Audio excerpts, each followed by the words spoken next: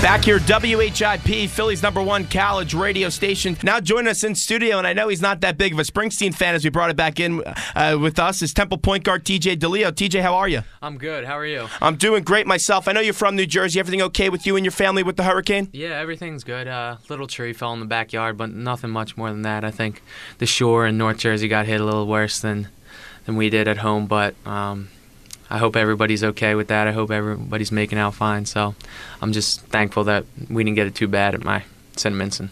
We do sports talk radio, but over the last few weeks we had to talk about the hurricane, the presidential debate. Did Dunphy give you some time yesterday to go out to the polls? Did you vote? I didn't vote yesterday. I did 4 years ago. I mean, yesterday I was a little swamped with homework, and then we had practice and lifting, so I didn't have time, and I had class at night. But I know a couple people on the team went out there.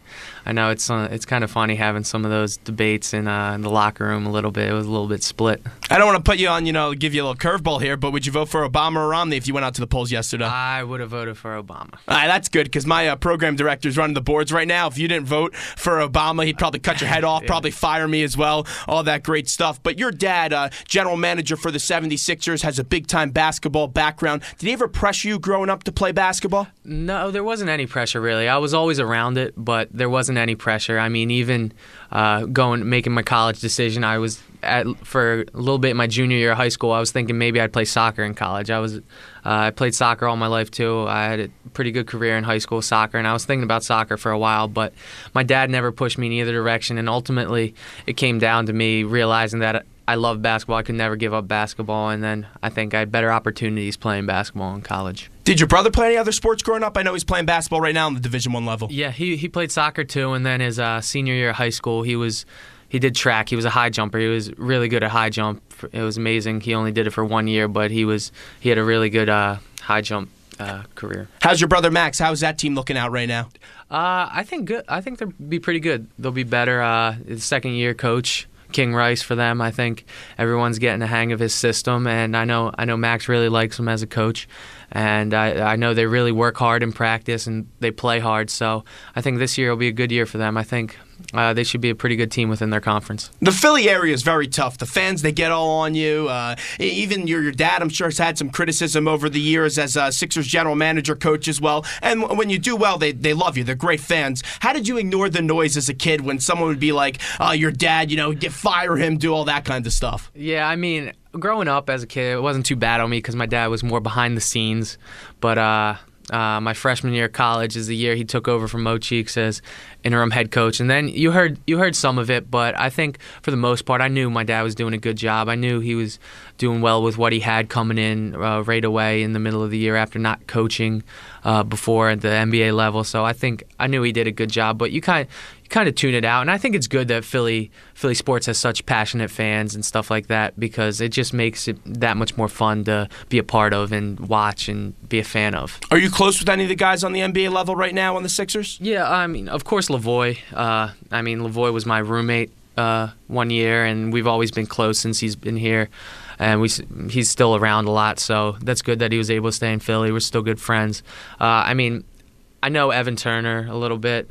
Worked out with him sometimes. Turner, actually, this is a funny story. My next-door neighbor growing up played at Ohio State basketball, Sammy Perhalis, and she actually dated Evan Turner for a while. So I looked out at my house one day, and I'm like, that's Evan Turner.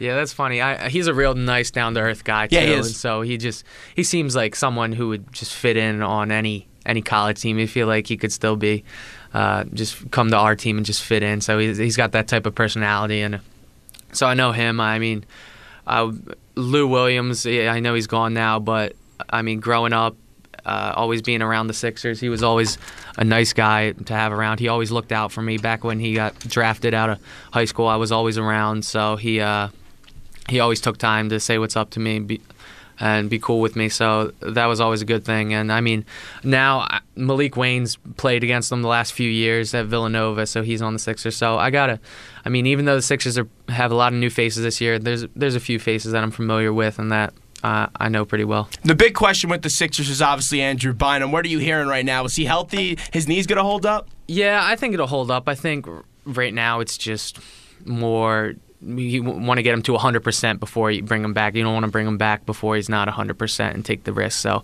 I mean, I don't think they know the timetable for that, but whatever timetable it is, I haven't really heard about it. We're talking to Temple point guard TJ DiLeo. And TJ, 4 of your 6 leading scorers from last year, they're no longer with this team. You're a senior, so are guys like Khalif and Scooty. How are you ready to embrace that leadership role and really get these younger guys going this year? I think, first of all, I want to be a good teammate. And I mean, before I've been more of a leader by example. I think this year it's time for me to be more of a verbal leader. I think with the senior title, people look up to you a little bit.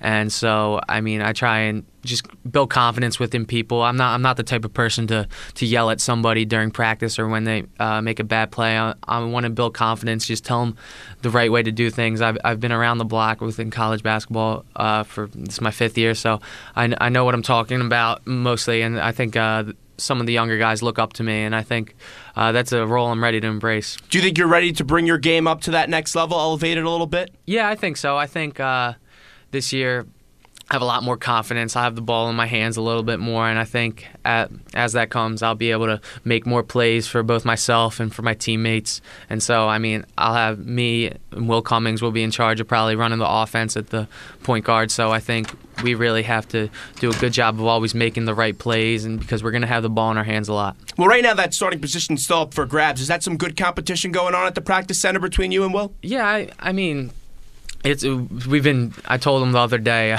before we had our first scrimmage. I told Will, I'm sick of guarding him. I've been guarding him for 4 months straight.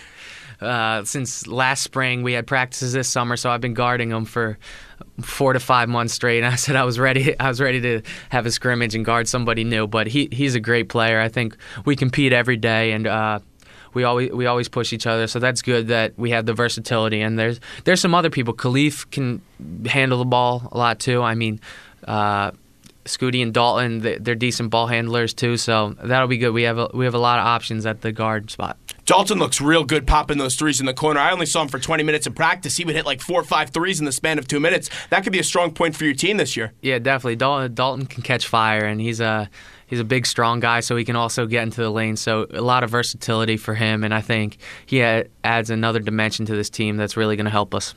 And you see your game right now. Give me the TJ DiLeo scouting report. What's the strong points about your game, and what's some things you need to improve on going into this year? I think the strongest point of my game is probably my defense. I mean, last year when I was out on the court, I was usually guarding the other team's best guard, quickest guard. So I think that's going to be my role. I don't want to take a step back with that. I want to take another step forward with that. But I also want to, on the offensive end, I think it's going to be running the offense and making the right plays within the offense. With Coach Dunphy's offense, there's a lot of chances for people to make plays, for people to get shots, especially the point guard. There's a lot of ball screens involved and dribble handoffs. So we definitely have the chance to make plays out of that. And I need to make the best decisions with that coming off the ball screens and dribble handoffs, know when I can create a shot for myself, know when I got to get a shot for Khalif or Scooty or somebody else like that. So, I mean, overall, scouting report would probably be just a smart basketball player who's going to make the right play,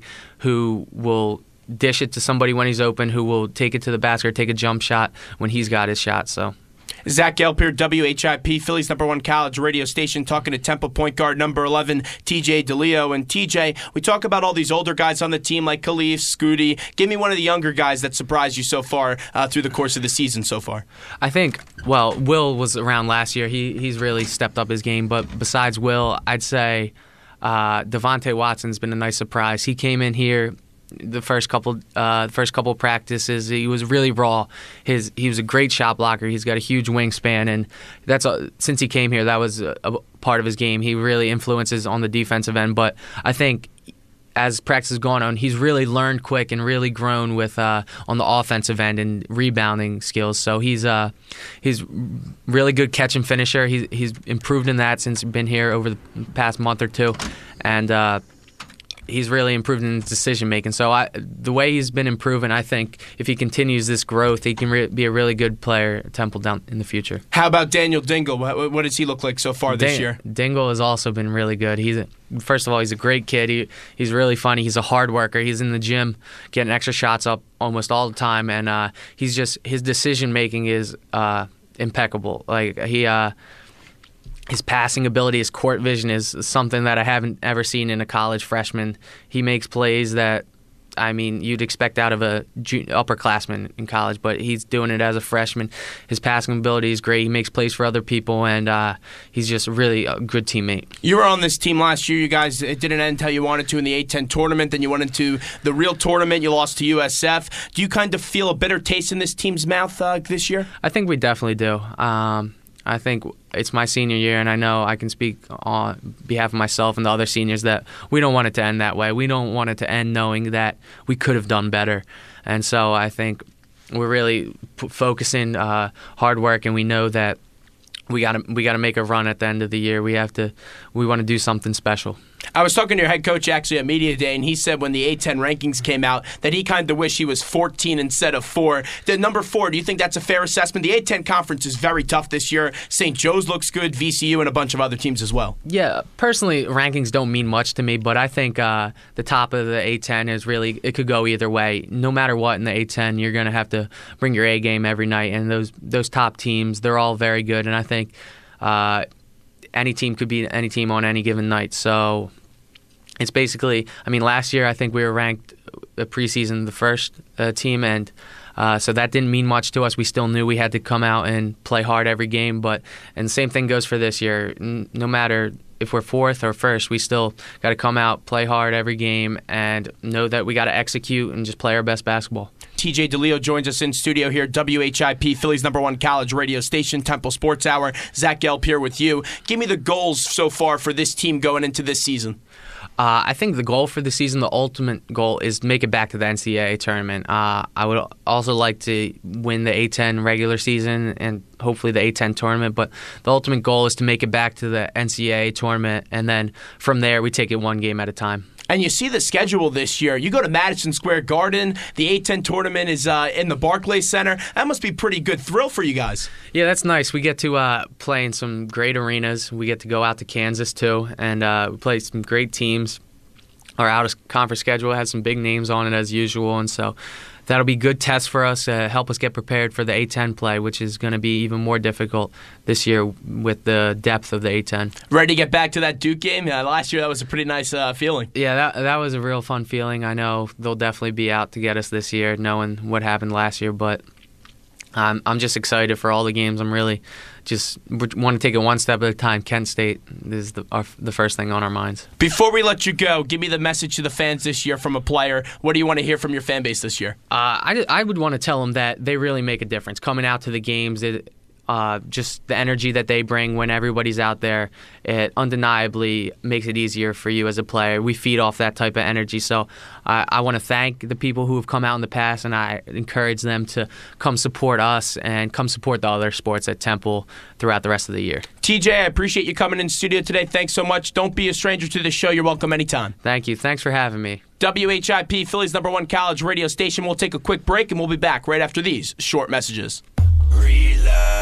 WHIP Philadelphia. Online at whipradiotU.com and on your mobile device with iHeartRadio.